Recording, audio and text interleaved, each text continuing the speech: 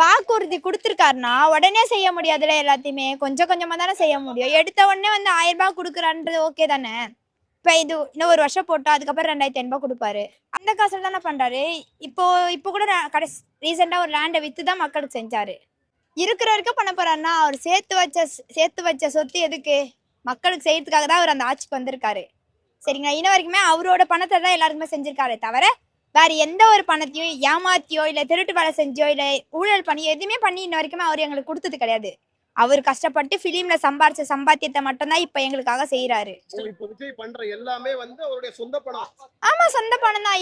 இப்ப வந்து எப்படின்னா 100 நாள்ல அவரால் கஜானா ஃபில் பண்ண முடியும்? கரெக்டா தப்பா? 100 நாள்ல யாராலையும் வந்து கஜானா ஃபில் பண்ண முடியாது. அப்படி இருக்கும்போது அவரோட சொந்த பணத்தை தான் நமக்கு செய்யறாரு. கவர்மெண்ட் பணத்தை ஒரு பைசா தொடலன்னு இது வரைக்குமே அவர் ஒரு பைசா தொடர. சொந்த பணத்தை அவ்வளவு காசு மக்களுக்காக செலவு பண்றாரு. ஆமாண்ணா, யாரால செய்ய முடியும்? இது வரைக்கும் வந்து எந்த கட்சியாச்சும் அவங்க லேண்டை வித்து மக்களுக்கு செஞ்சாங்கன்னு சொல்லுங்க பாக்கலாம். யாராலுமே சொல்ல முடியாது. இதுக்கு முன்னாடி அந்த ஸ்டாலினும் சரி, அதுக்கு முன்னாடி இந்த ஜெயலலிதாவும் சரி, மக்களோட பணத்தை தான் மக்களுக்கு செஞ்சாங்க. யாரும் அவங்க சொந்த காசை செய்யல. என்ன சிஸ்டர் செஞ்சாரு லேண்டை வித்து? லேண்டை வித்துதோ மகளிருக்கு உரிமை தொகை 1000 ரூபாய் கொடுத்திருக்காரு. அப்புறம் பெண்களுக்கு சிறப்பு பாதுகாப்பு படை அதை செஞ்சிருக்காரு. அதை தாண்டி இப்ப போலீஸ்க்கு புதுசா ஒரு வண்டி விட்டுருக்காரு. அது போக 3 சிலிண்டர் கொடுக்குறாரு. இதெல்லாம் எப்படி பண்ண முடியும்? அவர் தேர்தல் வாக்குறுதியில என்னுடைய சொந்த பணமே வெறும் 700 கோடி தான் காட்டினாரு. ஆமாண்ணா, ஒரே ஒரு திட்டத்துக்கு கூட அந்த 700 கோடி பத்தாது. அப்படி இருக்கும்போது நீங்க எப்படிமா அவர் சொந்த பணத்தை நீங்க செலவு பண்றாருன்னு சொல்லுவீங்க?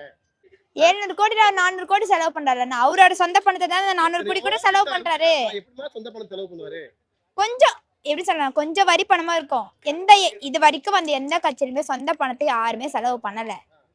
அப்படி இருக்கும்போது அவர் செலவு பண்ணிருக்காரு. இடத்த வித்தோ இல்ல அவரோட இன்கம் வச்சோ எல்லாத்தையும் வச்சுதான் எங்களுக்கு செஞ்சிருக்காரு. வணக்கம், சொல்லுங்க சார்.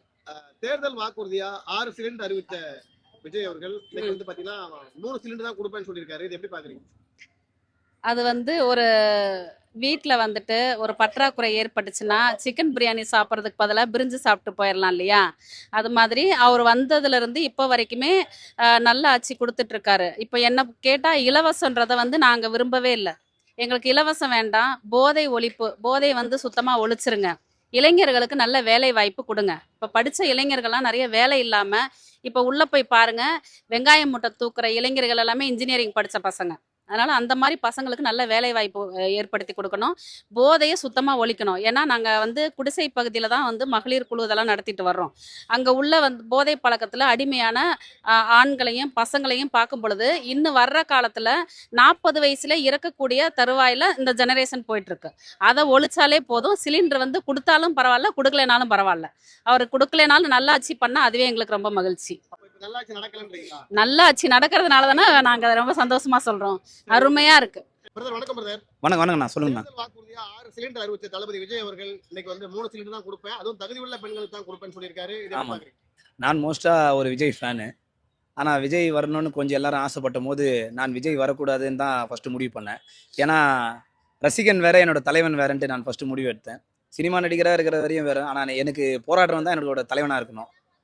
நான் சினிமா நடிகனாக இருக்கும்போது விஜய் நான் ரொம்ப ரசித்தேன். ஆனால் இந்த 100 நாள் ஆட்சியில் ஃபுல்லாக எனக்கு வந்து ரொம்ப ஏமாற்றம் தான். ஏன்னா 100 நாள் ஆட்சியில் கிட்டத்தட்ட 110 கொலை நடந்துக்குது. அந்த கொலையை யாரும் பேசலை. இப்போ அண்ணா சொன்ன மாதிரி 6 சிலிண்டர் தரேன்னாங்க. ஆனால் இப்போ தகுதி உடனே அதுவே ரொம்ப தப்பு இல்லை. விஜயை ஜெயிக்க வச்சது, நம்ம சிஎம் சார் ஜெயிக்க வச்சது யாரு? சாமானியமான மக்கள் தானே. சாமானியமான மக்கள் எங்கே இருக்காங்க? அந்த 6 சிலிண்டர் கொடுக்குறது தானே இருக்கிறாங்க. 2500 ரூபா பணம் கொடுக்குறேன்ட்டு தேர்தல் வாக்குறுதி சொல்கிறாரு.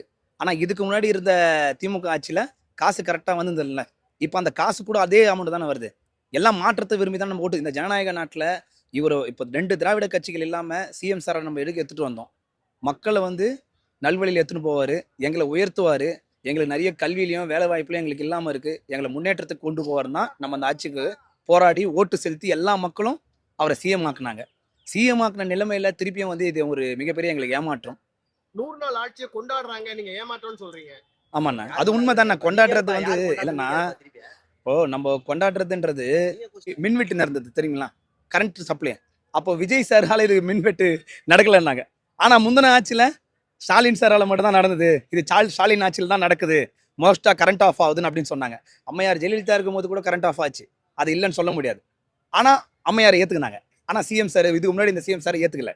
ஆனால் இப்போ இருக்கிற விஜய் சாருக்கு அதுக்கும் சம்மந்தமே இல்லைன்றாங்க. ஒரு தனிப்பட்ட நபர் கிடையாதுங்க. இது நடக்கிறது திமுக ஆளுங்க தான் வச்சு பண்றாங்கன்றாங்க. நான் யாரையும் வந்து சார்ந்து பேசல. நான் திமுக ஆதரவா நான் பேசல. புரியுதுங்களா?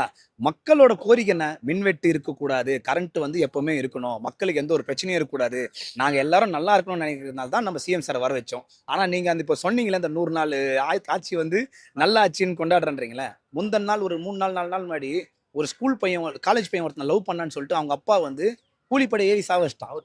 சரிங்களா? இது இல்லாம ஒரு டிவிக்கு நிர்வாகி டிவி ஒரு 10 நாள் ரைட்டுங்க, 10 நாள் வச்சுங்க. அதுக்கு முன்னாடி ஒரு சம்பவம் ஃபுல்லா காதல் கலப்பு திருமணத்தால நிறைய சம்பவங்கள், பெண்கள் மீது பாலியல் வந்து நடக்கக்கூடாதுன்னு தான் ஸ்பெஷல் ஃபோர்ஸ் சிங்கப்பெண்ணுன்னு ஒன்று ஆரம்பிச்சாரு. அது வந்து என்ன நடவடிக்கை எடுக்கிறாங்கன்னு இது வரைக்கும் நம்மளுக்கு தெரியல. இன்னொன்று வந்து போதை மருந்து தடுப்பு பிரிவுன்னு ஒன்று ஆரம்பிச்சாங்க. இது வரைக்கும் என்ன எல்லா ஸ்டேஷன்ல நான் ஒரு அட்வொகேட், எல்லா ஸ்டேஷன்ல ஒன்றும் இன்க்ரிமெண்ட் தான். எவ்வளோ கஞ்சா கேஸ், பவுடர், மாத்திரை, ஊசி இது எல்லாம் நடந்துட்டு தானே இருக்கு. இப்ப எல்லா போதைப் பொருளும் கிடைக்குதுன்னு சொல்றீங்களா? ஆமாண்ணா, இன்னும் அதிகமாயிட்டு தானே இருக்குது. இல்லைன்னு நீங்க அதை நீங்க ஒரு மீடியா பர்சன், உங்களுக்கே தெரியும். மீடியால டெய்லி பார்த்தா ஒரு லிமிட்ல இருக்கிற ஸ்டேஷன்ல இருக்கிற ஆவடி கமிஷனரேட், சென்னை கமிஷனரேட், ஒரு கமிஷனரேட்ல இருக்கிற எவ்வளோ பேர் தெரியுமா ஒவ்வொரு நாளும் கிரைம் ரேட் இன்க்ரீஸ் தான் இருக்குது. இல்ல நீங்க நடக்கிற கொலைகள்லாம் பாத்தீங்களா இல்லைங்களா? அதனால தான் நான் முதல்ல சொன்னேன், 100 நாள் ஆட்சியில 110 கொலை நடந்துக்குது. இதுல ஆணவ கொலை, லாக்அப் டெத் முக்கியமா பாத்தீங்கன்னா, லாக்அப் டெத் எவ்வளவு நடக்குது இப்போ. இந்த பிரச்சனையெல்லாம் மக்கள் வந்து இதெல்லாம் யாரு கேள்வி கேட்கணும்? அரசாங்கத்தை நம்ம கேள்வி கேட்கணும். அரசாங்கத்தை கேள்வி கேட்கணும், அரசாங்கம் நல்லா இருக்குதுன்றாங்க. மக்களுக்கு தெரியல. மக்கள் என்ன நினைச்சாங்கன்னா, விஜய் வந்தா நல்லது பண்ணுவாப்லன்னு நினைச்சாரு. ஆனா விஜய் சார் நடக்கிற ஃபுல்லா அதிகாரிகளை பேச்சு கேட்டு தான் உன்ன இந்த பிரச்சனை தான் நடக்குது. இதை தான் சிஎம் முன்னாடி இந்த சிஎம் என்ன பண்ணாரு? ஸ்டாலின் சார் அதிகாரிங்க பேச்சு கேட்டு தான் அவர் நாசமா போனாரு. விஜய் சார் அதே மாதிரி ஆயிட்டாரு. விஜய் ஆட்சி பண்ணல, அதிகாரிகள் ஆட்சி பண்றாங்கன்றீங்களா? உண்மை சார், அதுதான் சார் உண்மை. விஜய் சார் ஆட்சி செஞ்சிருந்தாருன்னா அதிகாரிகள் முக்கியம் தராம தன்னோட கூட இருக்கிற அமைச்சர்களுக்கும் மற்றும் கூட இருக்கிற சட்டமன்ற உறுப்பினருக்கு வாய்ப்பு கொடுத்து நல்லபடியா எடுத்துட்டு போனோம். ஒரு 3 4 அமைச்சர்கள் மட்டும் தான் பேசுறாங்க, வேற யாரும் பேசல. ஜனநாயக நாட்டுல ஓட்டு போட்ட உரிமை எனக்கு இருக்குது. அதே மாதிரி என்னோட எம்எல்ஏ பேச விடணும். என் எம்எல்ஏ என்ன தான் பேசுறான்னு எனக்கு தெரியணும். எம்எல்ஏ சும்மா மிச்சர் சாப்பிட்டு ரீல்ஸ் பண்றதுக்கோ எம்எல்ஏ கிடையாது. என் உரிமையை பேசணும். ஜனநாயக நாட்டுல எனக்கு என்ன பிரச்சனை, அவர் எனக்கு வலிச்சா நான் தான் கத்துவேன். அப்ப நான் வலிச்சா அந்த கத்துறது யார்கிட்ட சொல்லணும்? நான் ஓட்டு போட்ட ஆள்கிட்ட தான் சொல்லணும். அவர் எனக்காக உரிமையை வந்து அவர் சட்டமன்றம் தான் பேசணும். அதுதானே அவர் வாய மூடி அவருக்கு ஒரு கிளாஸ் எடுக்கிறாங்களா 7 o'clock மேல, நாங்க மட்டும் தான் பேசணும், நீங்க பேசக்கூடாது. அதுவும் அந்த பொதுச் செயலாளர் ஒருத்தர் இருக்காரு. அவர் பேசுறது என்ன பாஷனை கிடையாது. அவருக்கு நீங்க தனி ஒரு மீம்ஸ் ரெடி பண்ணலாம், தனி ஒரு ட்ரோல் ரெடி பண்ணலாம். அவர் பேசுறதே ஒரு டிஃப்ரெண்ட் ஆகுது. ஆதவாஜ்னா சார் அவர் ஒரு எம்எல்ஏ ஆகி ஒரு அமைச்சராக இருக்கிறாரு, சண்டை போடுறதுக்கு வந்தாரு. மக்கள் என்ன சொல்லலாம்னு கேட்டா, இப்போ ஒரு 10 பேர் நாங்க பேட்டி எடுத்தாலும் 9 பேர் பாத்தீங்கன்னா விஜய்க்கு ஆதரவா தான் பேசிருக்காங்க. நானும் விஜய்க்கு இன்னொரு விஷயம் சொல்றாங்க, திமுக ஆட்சி அமைச்சருக்கு 28 மாசம் கொடுக்காத மகளிர் உதவித்தொகை ஆட்சி அமைச்சர் அடுத்த மாசமே கொடுத்தாரு அப்படின்றாங்க. இல்ல தரல சார். 2500 ரூபாய் பணம் கொடுத்தாங்களா? அதான் அவங்களே கொடுத்திருந்தாங்க சார். அதான் சார் அவங்களே கொடுத்திருந்தாங்களே சார். இவர் வந்து என்ன சொன்னார் சார்? நீங்க தான் சொன்னீங்க என்கிட்ட 6 சிலிண்டர் கொடுப்பேன்ட்டு இப்ப தரலன்னாரு. 2500 ரூபாய் பணம் கொடுக்குறேன்ட்டு பண்ணலன்னாரு. லாண்டட் ப்ராப்ளத்தை கம்மி பண்றேன்னாரு. பண்ணாருங்களா சார்? இன்னும் தெரு ஓரலையும் சாலை ஓரத்தில் மக்கள் வாழ்ந்து தான் சார் இருக்கிறாங்க. எங்க சார் மாத்தினாங்க? இன்னைக்கு ஹைடெக்கான பஸ் ஸ்டாண்டு, இன்னைக்கு ஹைடெக்கான பிரிட்ஜ் எல்லாமே திமுக ஆட்சியில் தான் சார் வந்தது. இவங்க வந்து என்ன டெண்டர் வச்சு பெரிய பிரிட்ஜும் இல்ல பெரிய பெரிய மக்களுக்காக உயர்த்துற மாதிரி ஏதோ ஒரு மேம்பாட்டு திட்டம் சொல்லுங்க, எதுவும் பண்ணல. சாலை ஓரத்தில் இருக்கிற மக்களையும் தெரு ஓரத்தில் இருக்கிற மக்களையும் யார் சார் உயர்த்தினது? இவங்களெல்லாம் ஜனாதிபதி ஆகணும், இவங்களுக்கெல்லாம் கல்வி வாய்ப்பும் வேலை வாய்ப்பும் உயர்த்தணும் தான் மக்கள் திலங்க எம்ஜிஆர் பண்ணாரு. எம்ஜிஆர் பண்ணதால் தான் இன்னும் ஒரு புகழ் வாழ்ந்துனுக்குது. எப்பவுமே அவருக்கு ஓட்டு போட்ட மக்கள் அவர் வந்து ஏமாத்தக்கூடாது. நான் ஒரு விஜய் ஃபேனா தான் சொல்றேன். நான் வந்து அவர் நல்லது பண்ணணும் தான் ஆசைப்படுறேன் தவிர அவர் நான் குறை சொல்லணும்னு விரும்பல. அவர் நல்லது பண்ணா எடுத்து 5 ஆண்டு வருவாரு. அவருக்கு காம்படிஷனா இன்னொரு மக்களோட ரசிகர் இன்னொருத்தர் வந்துட்டாரு, தனுஷ்னு. இன்னும் ஊராட்சி தேர்தலில் அவரும் வந்து சம்மந்தப்பட்டு அவரும் வந்து நிக்கலாம். நம்ம சொல்ல முடியாது. மக்களுக்கு வந்து நல்லது பண்றதா அது யாரா இருந்தாலும் போடுவாங்க. விஜய்க்காக மட்டும் சொல்ல நான். சப்போஸ் நாளைக்கு தனுஷ் வந்தா தனுஷ் கூட போட்டு உயர்த்தி அவரை சினிமா நடிகர் ஆக்கலாம், அவர் ஒரு சிஎம் ஆக்கலாம். சிஎம் ஆக்குறத வந்து யாரும் தடுக்க முடியாது. அதுக்கு இப்போ வந்து பணம் காசு கொடுத்தாலும் அதை செருப்பால் அடிச்ச மாதிரி மக்கள் பண்ணிட்டாங்க. அது இப்போ நடந்த 2026 சட்டமன்ற தேர்தல் உங்களுக்கு எல்லாருக்கும் தெரியும். அதனால யாரு வந்து இப்போ இந்த மக்களாட்சி வந்து விஜய் நல்லது பண்ணவர் தான் ஆசைப்படுறாங்க. விஜய் மேல யாரும் வெறுப்பு காட்டல இன்னும்.